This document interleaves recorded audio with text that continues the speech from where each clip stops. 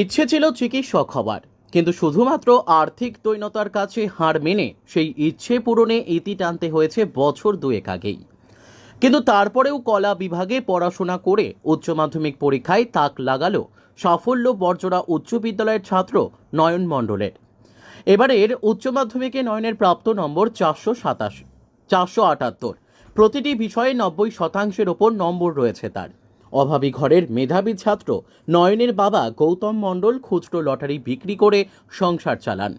মা কাকুলি মণ্ডল সাংসারিক কাজকর্মের কাছে বেলের মালা কেটে তা থেকে সামান্য কিছু আয় করেন।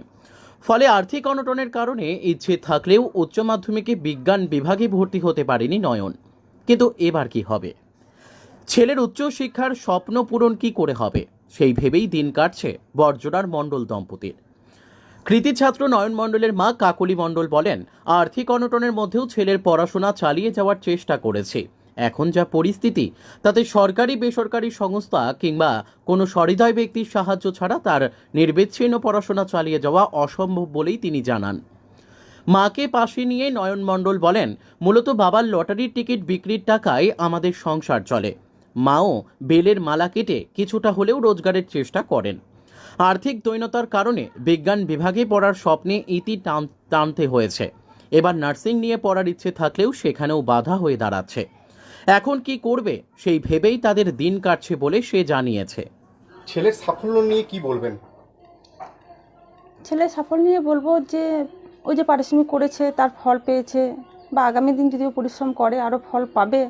তো জানি না কতটা ওকে নিয়ে যেতে পারবো সেই জায়গাতে, কারণ ওর বাবার তো সেরকম আর্থিক অবস্থা আমাদের বাড়ির সেরকম নেই, ওর বাবারও সেরকম রোজগার নেই, ফুটপাতে লটারি বিক্রি করে। তাই আমি চাই যদি কোনো সরকারি বা বেসরকারি সংস্থা থেকে বা কোনো সহৃদয় ব্যক্তি যদি আমাকে সাহায্যের হাত বাড়িয়ে দেয়, আমি খুব উপকৃত হব। শুনেছি আপনার ছেলে একজন চিকিৎসক হতে চায়। কিন্তু হতে চাই বলে তো হতে পারবে বলে তো আমার মনে হয় না, কারণ সব কিছু তো একটা আর্থিক দিক থেকেও ভাবতে হবে। তো সেই হিসাবে আমার মনে হয় না যে ওর যেটা ভেবেছিল, কারণ ওটা ভেবেছিল যখন মাধ্যমিকের রেজাল্ট পাওয়ার পর। কিন্তু যখন ও বললো আমি সায়েন্স নেবো, তোর বাবা বললো আমি টানতে পারবো না, তখন ওই স্বপ্নটা তখনই ওর স্বপ্ন হয়ে গেছে। আর তখন ও সেই থেকে বলেছে, কিন্তু ও সেদিন ভাবলো যদি আজকে যদি আমি মাধ্যমিকে যদি সেরকম রেজাল্ট করতে পারতাম, তাহলে আজকে হয়তো আমি সায়েন্স নিতে পারতাম বা ডাক্তার হওয়ার যে আমার স্বপ্নটা সেটা সফল হতো। তো বলছে মা যদি ডাক্তার না হয়ে যদি আমি নার্সে হতে পারি, মানুষের সেবা করতে পারি, এটাই ওর ইচ্ছা। হ্যাঁ, তাহলে সেই হিসাবে কিন্তু ডাক্তার হবো বলে তো হতে পারা যায় না, প্রচুর খরচা শুনেছি সবার মুখে। হ্যাঁ। আপনার নাম? আমার নাম কাকলি মণ্ডল।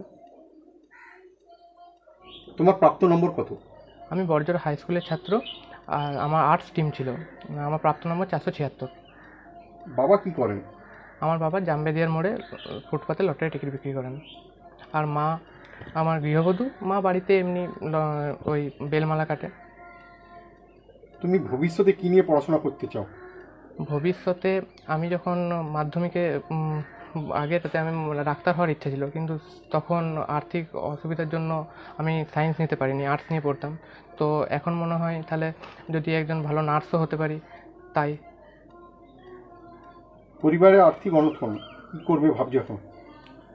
পরিবারের আর্থিক অনটন দেখেই তো ছোটো থেকে বড় হয়েছি, তো চেষ্টা করব নিজের সবটুকু দিয়ে খাটার, দিয়ে বাবার পাশে দাঁড়ানোর। তোমার নাম? আমার নাম নয়ন মণ্ডল। বাড়ি? আমার বাড়ি বর্জরাতে। কোন হাই স্কুলের স্টুডেন্ট? আমি বর্জর হাই স্কুল স্টুডেন্ট।